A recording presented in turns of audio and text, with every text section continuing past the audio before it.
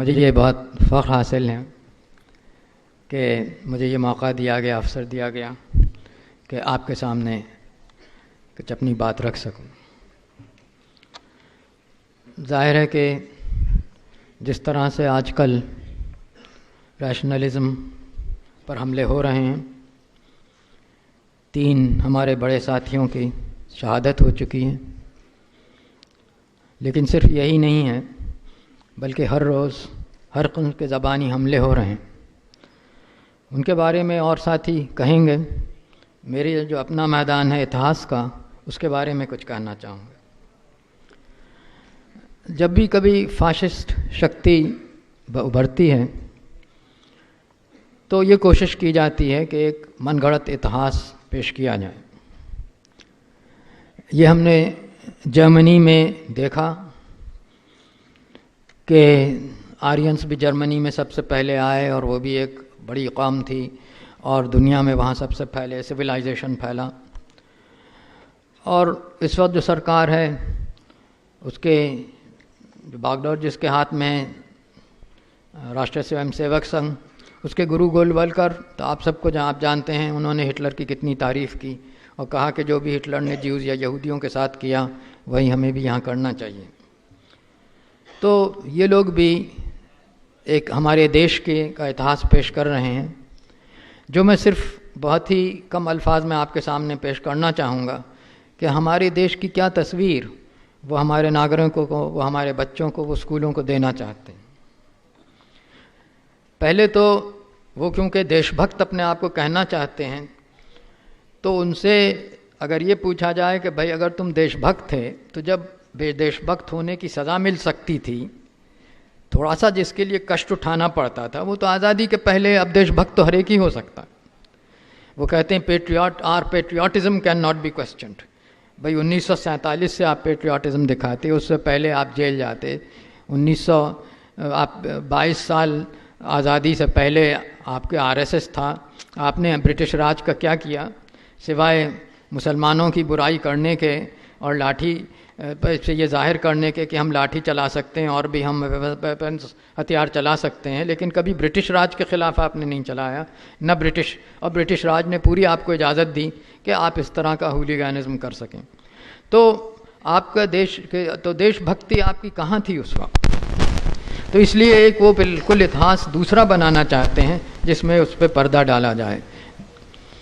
कम से कम नाज़ीज़ ये कह सकते थे कि हम पहली लड़ाई में हमने बड़ा हिस्सा लिया, आयरन क्रॉस हासिल किए। आप बताइए 1947 के पहले आपने कौन सी लड़ाई में, कौन सी जगह आपने कोई चीज़ हासिल की? गोलवलकर कितने 1 घंटे भी जेल गए कभी, सिवाय गांधी जी को गालियाँ देने के और मुसलमानों को गालियाँ देने के? उन्होंने क्या काम किया?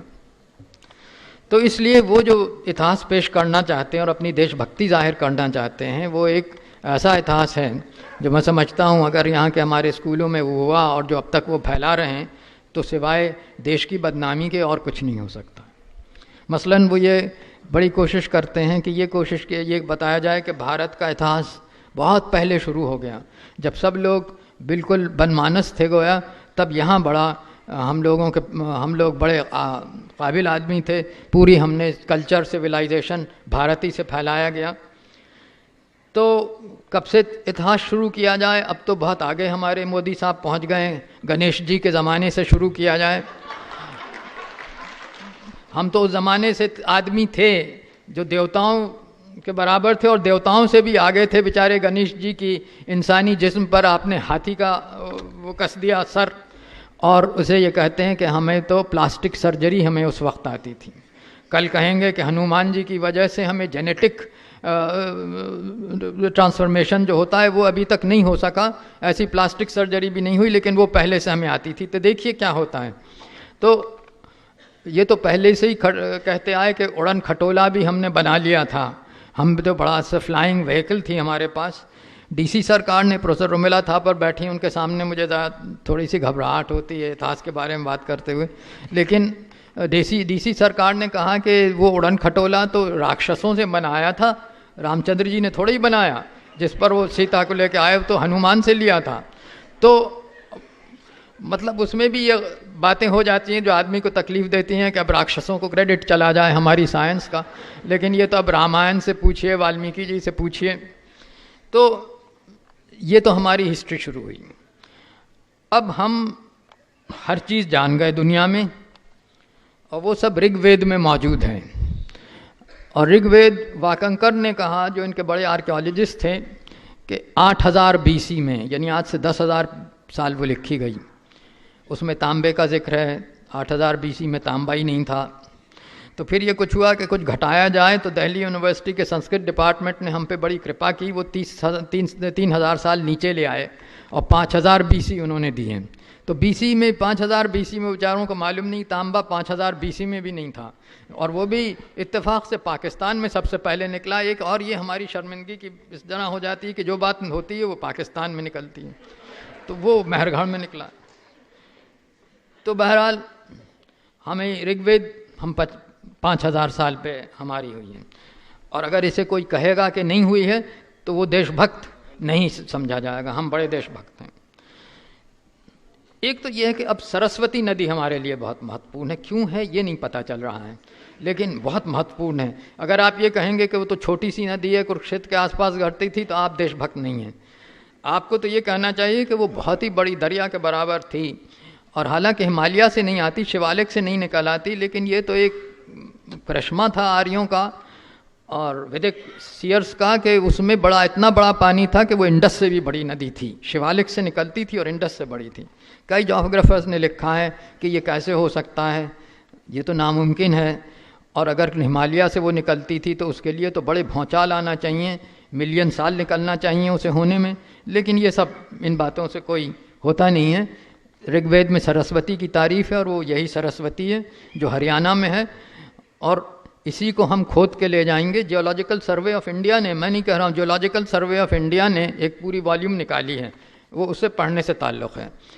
अब सरस्वती को भी देखिए कितनी अनपेट्रियोटिक है कि पाकिस्तान में भाग गई हाकरा से। तो उन्होंने ये किया है कि उन्होंने थार से निकाला है। Geographical society of India, NDA के ज़माने में निकली है किताब, ये बात है, लेकिन सरकारी किताब है। तो वो थार से चलती है। थार के बीच में जो डेजर्ट है उसमें से निकाल के वो कच्छ में पड़ती है। पाकिस्तान से उसका कोई ताल्लुक़ नहीं रहता। तो अब हमारा ये भी प्रॉब्लम है कि बहुत सी अच्छी अच्छी चीज़ें पाकिस्तान चली गई, तो इसलिए अब हम इंडस सिविलाइजेशन नहीं कहते, हम उसे सरस्वती सिंधु सिविलाइजेशन कहते हैं, ताकि सरस्वती पहले आए, सरस्वती भारत में रहे, और आहिस्ता आहिस्ता अब हम सिर्फ उसे सरस्वती सिविलाइजेशन कहेंगे। और कहेंगे कि हड़प्पा और मोहनजोदारो तो इम्पोर्टेंस नहीं रखते, अक्सर तो यही जो हिंदुस्तान में लोथल मिल गया और ऐसी कोई चीज़ें मिल गई, उसी पे हम चलेंगे। ये आप उनकी टेक्स्ट बुक में देख सकते हैं जो उन्होंने, मक्खन लाल ने लिखी थी पिछली, उसमें जो पहले NDA रजीम था, लेकिन उसमें भी बहुत कमियां रह गई हैं। वो ऋग्वेद को 5000 साल के से आगे नहीं ले गए। अब कोशिश की जा रही है कि आगे लिया जाए, और उसमें बहुत सी और बातें थी। मसलन वो ये लिख गए कि काउ स्लॉटर परमिसेबल नहीं है, लेकिन बुल्स को मारा जा सकता है। या तो इनमें से कुछ लोग बीफ खाए हैं इंग्लैंड में, मैं कह नहीं सकता, लेकिन वो किताब में लिखा हुआ है कि काउ स्लॉटर बैंड है, बुल्स का स्लॉटर बैन नहीं है। और वो उसकी वजह यह है कि इंडस कल्चर में ये कहते हैं कुछ सैक्रिफिशियल पिट्स मिली हैं, उसमें हड्डियां कैटल की मिली हैं। तो अगर वैदिक सिविलाइजेशन था इंडस, जैसा हर देशभक्त को कहना चाहिए कि वो द्राविडियन नहीं है, साउथ से उसका कोई ताल्लुक़ नहीं, वो तो प्योर आर्यन है। तो इसलिए उसमें कैटल बोन्स कैसे मिली, तो वो बुल्स की थी, बैलों की थी, वो गायों की नहीं है। तो इसलिए ये बहुत ज़रूरी है कहना कि वेदास में बुल्स का परमिशन था, लेकिन काउस का नहीं था। तो ये भी एक रखने की बात, याद रखने की बात है। मैं और चीज़ों में नहीं पढ़ता कि बुद्धिज़्म और जैनिज़्म कहते हैं कि सिर्फ हिंदुइज़्म की एक सेक्ट है, वो उपनिषद से चुरा लिया। ये भी मक्खनलाल की किताब में लिखा हुआ है कि उपनिषद से उठा के 2 मज़हब बना दिए। वो मज़हब नहीं है, वो हिंदुइज़्म का पार्ट है। और असली धर्म हिंदुस्तानियों का, उसकी किताब में लिखा है कि हिंदू धर्म है, क्योंकि इसकी जितनी सेक्रेड प्लेसेस हैं वो सब हिंदुस्तान में हैं। इत्तेफाक से जो पहली सेक्रेट प्लेस है कैलाश, वो चीन में है, लेकिन इसमें किताब में इसका जिक्र नहीं है कि वो चीन में है। कहा इसकी सब यात्रा स्थान सब हिंदुस्तानी में। साइंस में हम लोगों को सब मालूम था, और journal of history of science जो है, जो निकलता है यहाँ से, सरकारी इदारा है, नेशनल साइंस एकेडमी से, उसमें आर्टिकल्स के बाद आर्टिकल्स आते हैं कि हमें सब मालूम था, हर चीज़ मालूम थी कि दुनिया जो है वो सूरज के चारों तरफ जाती है और दुनिया अपने एक्सेस पे घूमती है। आर्यभट्ट तो बहुत बाद में थे, हमें तो सब पहले पता था। और इससे उनकी जो क्रोनोलॉजी है, और जो हम जब कंप्यूटर करते हैं तो उससे हमें मालूम होता है कि ऋग्वेद तो बहुत ही पुरानी है, और उसके बाद जो दूसरी मुख्तलिफ़ किताबें हैं वो सब कोई 3000 BC में लिखी गई, कोई 4000 BC में लिखी गई। तो साइंस में हमें सब बातें पता थीं। अब सवाल ये होता है कि हमें जब सब बातें पता थीं तो हम सिर्फ भूलते चले गए। एक ऐसा ही नाअहल नालायक कौम तो कोई पैदा ही नहीं हुई। हवाई जहाज़ बनाना हमें मालूम, प्लास्टिक सर्जरी ऐसी जो हो नहीं सकती वो हमें मालूम, हमको हर किस्म की एस्ट्रोनॉमी की मालूम, हमें तो जो कुछ यूरोप में डिस्कवर हुआ पहले ही मालूम हो गया। तो उसमें एक हमारे दोस्त हैं कचर साहब, उन्होंने अच्छी बात लिखी है वैदिक में कि भाई जो पहले यूरोप में डिस्कवर हो जाती है वो आप वेदास में तलाश कर लेते हैं। हमें कोई ऐसी बात बताइए जो अभी तक यूरोप को नहीं मालूम हो लेकिन वेदास से आपको मालूम हो रही है। जब तब तो कोई दुनिया का फ़ायदा हो। आज एटॉमिक थ्योरी वहाँ मालूम हुई, उन्होंने न्यूक्लियर एक्सप्लोजन कर दिया, आप वेदास में एटॉमिक तैयारी कर रहे हैं, तो फिर उससे क्या फ़ायदा हुआ? उसका कोई जवाब नहीं दिया, क्योंकि ऐसे लोग जैसे कोचर वगैरह साइंटिस्ट का हम जवाब नहीं देते। हम तो यही कहते हैं कि सब मालूम था। भूल कैसे गए? भूल इसलिए गए कि फॉरेन इन्वेजन्स हो गए। अरे भाई, मौर्यन एम्पायर से पहले तो कोई फॉरेन इन्वेजन नहीं हुआ। आर्यभट्ट से पहले बेचारा सिकंदर तो वहीं पाकिस्तानी में रहा था, वो हिंदुस्तान में दाखिल ही नहीं हुआ। तो यहाँ कैसे हम भूल गए? आर्यभट्ट को नहीं मालूम हुआ कि आपको ये सब मालूम था, ब्रह्मगुप्ता को नहीं मालूम हुआ, ब्राह्मणे का नहीं मालूम हुआ, वो सब इसी जहालत में पड़े रहे। तो उन्होंने कहा नहीं साहब, पहले तो कहते थे मुसलमानों ने कर दिया, फिर उसके बाद जब हम लोग बड़े कॉम्पोजिट कल्चर के हो गए 60 में, तो एक साहब ने बहुत अच्छी स्टडी की टेक्स्ट बुक्स में कि हुन्स ने हमारी सब कर दी। हुन आ गए थे ताकि मुसलमानों को भी तकलीफ़ ना हो और हमारी बात भी रह जाए। तो बेचारे हुन इन्वेंट किए गए कि उन्होंने ऐसी बर्बादी की कि हम सब भूल गए। तो देशभक्त ऐसे हैं कि अपनी कौम की ये कहना हम बिल्कुल जाहिल हैं, बिल्कुल हम भूल गए, हर चीज़ हमने मालूम कर ली थी, लेकिन ऐसा सफाया अक़ल का हो गया। तो ये कोई भारत की तारीफ़ हो रही है या बुराई हो रही है, आप तय कर सकते हैं। अब आप जातवाद का सुन लीजिए, गोलवलकर साहब ने कहा जातवाद से तो अच्छी कोई चीज़ ही नहीं है, ये तो कल्चर की निशानी है। हर एक ये कहता है, पहले ज़माने में हमने भी बचपन में सुना था कि खुदा ने अमीर गरीब कर दिया, आप कौन हो गए कहने वाले कि साहब गरीब भी अमीर हो सकते हैं, ये तो अल्लाह ने किया है, खुदा ने किया है, भगवान ने किया है। तो हम इनकी गोलवलकर साहब की बात को बुरा नहीं मानते, उनका यही पागलपन है। लेकिन अब दूसरी एक उनके जो सक्सेसर्स हैं वो और भी उस्ताद हैं। उन्होंने ये कहा कि कास्ट सिस्टम असल में मुसलमानों की वजह से शुरू हो गया। भागवत ने किया था, अब बीजेपी के कोई जॉइंट सेक्रेटरी हैं, उन्होंने भी ये कहा, उन्होंने बड़े विस्तार के साथ ये कहा है तो कि मुसलमानों ने यहाँ इतना जुल्म किया और ब्राह्मणों के सब ब्राह्मण और क्षत्रिय सब दलित हो गए उन पे जुल्म कर। तो जो बाकी ब्राह्मण और क्षत्रिय रह गए, जैसे गोलवलकर साहब और भागवत साहब, इनसे पूछा जाए कि तुमने क्या मुसलमानों से कॉम्प्रोमाइज़ कर लिया है? तुम कैसे बच गए? कोई पूछता नहीं बस उनसे। तो अब इनके जो देशभक्ति है वो भी एक कमाल की बात है। राजपूतों के ओरिजिन्स पे बहुत डिबेट है, कैसे हुए वो आग से निकले कि हुन्स आ गए यहाँ, उनकी तो इनकी जो थ्योरी है वो अलग है। वो प्रोफेसर दशरथ शर्मा की थ्योरी है जो ये मानते हैं। वो ये थ्योरी है कि जो क्षत्रिय पुराने थे वो बुज़दिल हो गए, कावर्ड हो गए, मुसलमानों का मुकाबला नहीं किया। तो ब्राह्मण जो सब जिम्मेदार हैं इस पूरे देश के, उन्होंने वो जमा हुए और उन्होंने ये तय किया कि हमें अब क्षत्रिय हो जाना चाहिए, अब वक्त आ गया है कि तलवार निकालिए। तो वो सब वो हो गए, राजपूत हो गए, वो राजपुत्र हो गए, और इसलिए उन्होंने मुसलमानों का मुकाबला किया। आप पढ़ सकते हैं, बहुत अच्छे संस्कृतिस्ट थे and he was a very nice human being. I knew him, Dasharath Sharma साहब, मैंने एक रात रेल में उनकी बहुत खिदमत की। तो उन्होंने ये लिखा है। अब ये कोई पूछे कि क्या साहब वैश्य जो लोग हैं, शूद्र जो हैं, जो चंडाल हैं, वो देशभक्त नहीं हैं? वो राजपूत नहीं हो सकते, सिर्फ ब्राह्मण राजपूत हो सकते हैं। भाई वो भी तो आए होंगे, वो भी तो लड़े होंगे, म्लेच्छों से उन्होंने भी तो मुकाबला किया होगा, वो तो वैसे ही रह गए। ब्राह्मण राजपूत हो गए, राजा महाराजा दुनिया भर की बात। तो इसमें कोई उन्हें कास्टिज्म नज़र नहीं आता है। सिर्फ बड़ी कास्ट के लोग देशभक्ति कर सकते हैं, बाकी लोगों का क्या जिक्र है।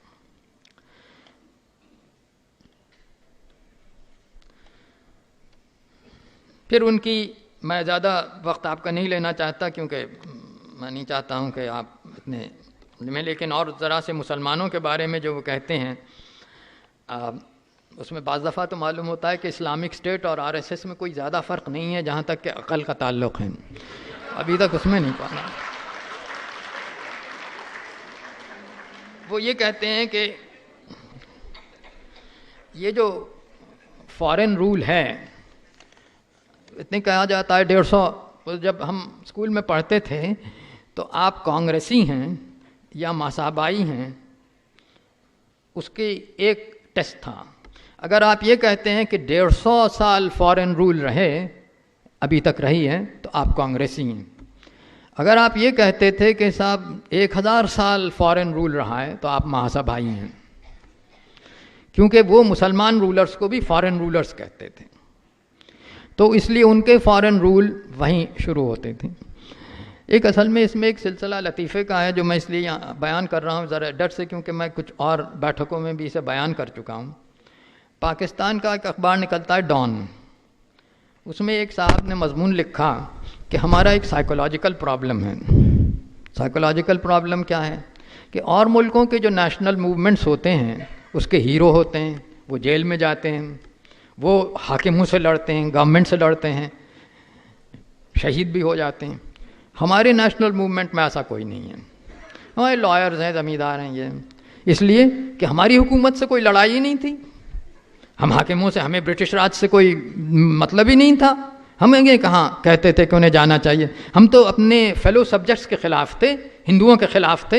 हिंदू हमें जेल में नहीं डाल सकते थे, हिंदू बेचारा क्यों हमें शहीद करता। तो इसलिए हमारे कोई ना मार्टर्स हैं ना हीरोज़ हैं। तो ये हमारा एक साइकोलॉजिकल प्रॉब्लम, यही इनका साइकोलॉजिकल प्रॉब्लम है आरएसएस वालों का। इनका कोई हीरो ही नहीं है। अब दूसरे बेचारे शहीद भगत सिंह को लाते हैं कभी, भाई उसका तुमसे क्या ताल्लुक़ है। वो तो ये कहते थे कि पंडित नेहरू को होना चाहिए लीडर, वो तो कम्युनलिज्म को बुरा भला कहते थे, कोई उनका ताल्लुक़ नहीं था आपसे। सुभाष चंद्र बोस को लाते हैं, हालांकि सुभाष चंद्र के बायोग्राफर्स ने सबने लिखा है कि कभी सुभाष बोस ने आरएसएस की तारीफ़ नहीं की, ये एक मनगढ़ंत स्टोरी है इनकी। कभी दूसरों को सरदार पटेल को लाते हैं, अरे भाई सरदार पटेल ने तो तुम पे ये इल्ज़ाम लगाया कि जो सही था कि महात्मा जी के असैसिनेशन पे तुमने मिठाई बांटी, तुम्हें जेल में डाला। तो अब आप सरदार पटेल की बहुत बड़ी मूर्ति बना रहे हैं, उन्हें आप हीरो बना रहे हैं। तो इसकी वजह यह है कि अपने उस पाप पर तो ये पर्दा डालना चाहते हैं, साइड इश्यू शुरू करना चाहते हैं। पंडित नेहरू और गांधी जी को डेनिग्रेट करना चाहते हैं, दूसरों को उछालना चाहते हैं। हम आपसे पूछते हैं आप कहाँ थे इसमें। सरदार पटेल मान लिया वो तो कांग्रेस के लीडर थे, वो आरएसएस के तो थे नहीं, भी तुम कहाँ थे उसमें राष्ट्रीय आंदोलन में? तुम्हारा भी वही हाल था जो मुस्लिम लीग का है। तो इसलिए ये पूरे राष्ट्रीय आंदोलन की गलत हिस्ट्री बनाना चाहते हैं, उसे अंग्रेज़ों के राज को मुसलमानों के राज से जोड़ना चाहते हैं। और अयोध्या में तो हाई कोर्ट जजमेंट के सामने ये बात की तो जस्टिस अग्रवाल ने कह भी दिया, हालांकि मुझे कुछ कचहरी भी ऐसी मालूम होती है कि आरएसएस के ही आइडियाज़ में बह जाती है कि यहाँ जो मुसलमान रूलर्स थे उन्होंने पूरी यहाँ की दौलत बाहर भेज दी। ये नहीं बताया कौन सी बाहर भेजी। भाई सुल्तान तो यहाँ थे, अकबर और उसके सब सक्सेसर्स यहाँ थे, तो यहाँ से कहाँ दौलत भेजी उन्होंने? मक्का मदीने भेजी, कहाँ भेजी, कैसे भेजी? तो ये सब बातें गलत कहते हैं। भाई उन्होंने अगर लूट किया, राजाओं ने भी लूट मार की, बादशाहों ने भी लूट मार की, तो वो लूट मार तो भारत ही में रही, कोई बाहर तो नहीं गई। तो उनकी तो देशभक्ति है कि औरंगजेब रोड का नाम बदल दिया उन्होंने, तो एक बड़ी फतेह कर लिया फॉरेन रूल के खिलाफ। लेकिन एक बात ताज्जुब होता है कि जो ट्रेटर्स थे, जैसे मानसिंह, राणा प्रताप को डिफीट दे दी, भाई तुम फेलो राजपूत के खिलाफ क्यों लड़ रहे हो? अकबर के तुम जनरल, उसका नाम बदलने का नाम नहीं लेते। ये मेरी अभी तक समझ में नहीं आई। भाई पहले तो ट्रेटर्स से शुरू करना चाहिए, उसके बाद जाना चाहिए दुश्मनों पर। तो इनकी हर चीज़ में कम्युनलिज्म तो भरा पड़ा है। जब आप चीज़ में देखिए तो कम्युनलिज्म सामने आता है।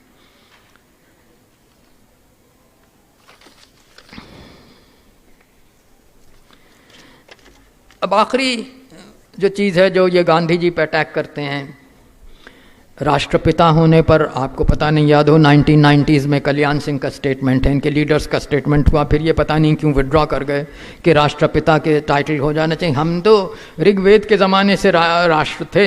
ये ज़रूर है कि ऋग्वेद में कहीं भारत का नाम नहीं है, कि ना आर्यवर्त का नाम है, लेकिन थी नेशन हमारी उस वक्त। ये गांधी जी कहाँ से राष्ट्रपिता पैदा हो गए, ये बयानात ये दे चुके हैं।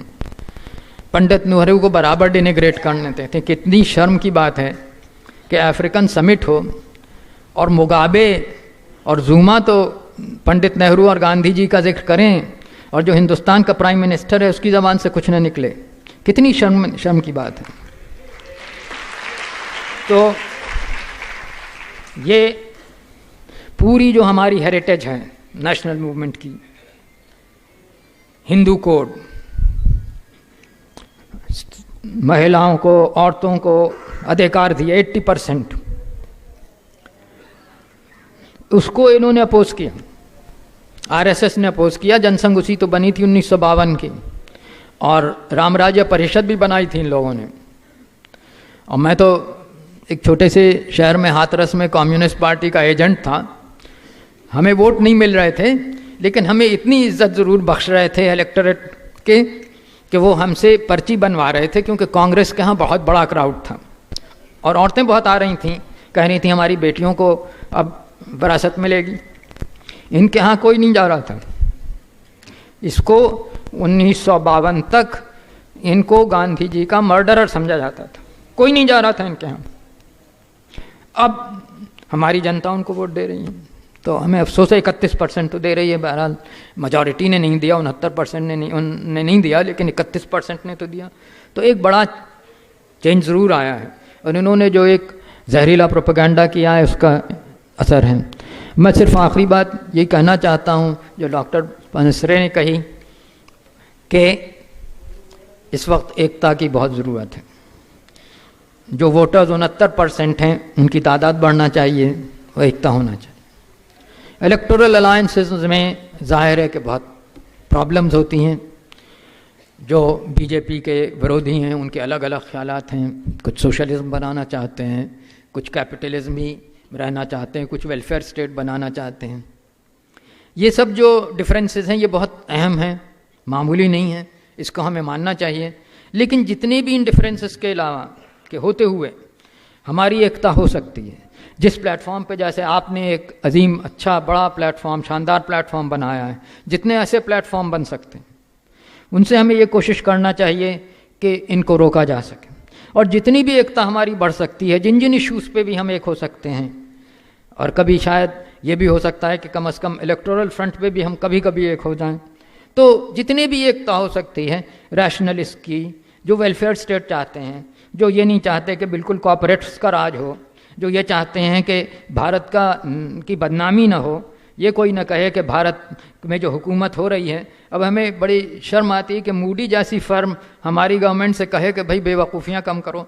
ये कोई अच्छी बात है? कोई देश का नाम बड़ा हो रहा है देशभक्त से कि अमेरिकन एजेंसीज हमसे कह रही हैं, जिन्होंने दुनिया में इतने जुल्म किए हैं, कि भाई आप ज़रा सा बिहेवियर ठीक रखिए, आप ऐसा बदनाम हो रहे हैं कि आपके यहाँ किसी को इन्वेस्ट करने की मुश्किल हो जाए। तो जहाँ इतनी, तो इस सब कम से कम बेशर्मी का, देशद्रोही बातों का की मुखालिफत करने में तो हमको जितनी बड़ी हम एकता बना सकें वो होना चाहिए। इसलिए मैं आप ऑर्गेनाइजर्स को इस जलसे की मुबारकबाद देना चाहता हूं कि इतना बड़ा जलसा आपने किया, इतना बड़ा प्लेटफॉर्म आपने किया, और मैं इसका बहुत शुक्रमंद हूं कि आपने ये अवसर दिया मुझे। और जिस तरह से मैंने बहुत ज़्यादा वक्त लिया आपकी इजाज़त से, उसके भी मैं माफ़ी चाहता हूँ।